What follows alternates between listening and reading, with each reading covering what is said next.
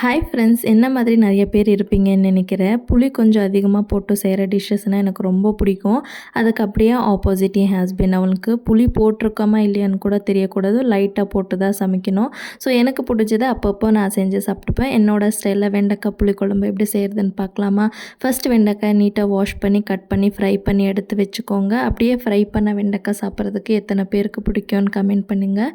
இப்போ அதே வானிலையில் கொஞ்சமாக ஆயில் விட்டு கடுகு, பெருங்காயம், கருவேப்பிலை, பூண்டு, வெங்காயம் இதெல்லாமே போட்டு நல்லா சாட்டே பண்ண பிறகு மஞ்சள் தூள், ஜீரகத்தூள், தனியாத்தூள், குழம்பு மிளகாத்தூள், சால்ட் இதெல்லாமே போட்டு ஒரு 2 நிமிஷத்துக்கு சாட்டே பண்ணிவிட்டு சின்ன நெல்லிக்காய் சைஸ் அளவுக்கு புளியை கரைச்சி வச்சுருக்கேன். அந்த தண்ணியை ஆட் பண்ணி பச்சை வாசனை போன பிறகு வறுத்து வச்சுருக்க வெண்டைக்காவும் போட்டு நல்லா வெந்த பிறகு கொஞ்சமாக வெல்லம், நல்லா எண்ணெய் இந்த அளவுக்கு பிரிஞ்சு வந்த பிறகு கொத்தமல்லி தூவி இறக்கிட்டிங்கன்னா டேஸ்டியான வெண்டைக்காய் புளிக்குழம்பு ரெடி ஆகிடும். கண்டிப்பாக ட்ரை பண்ணிவிட்டு எப்படி வந்துச்சுன்னு கமெண்ட் பண்ணுங்கள். வீடியோ பிடிச்சா லைக் பண்ணுங்கள்.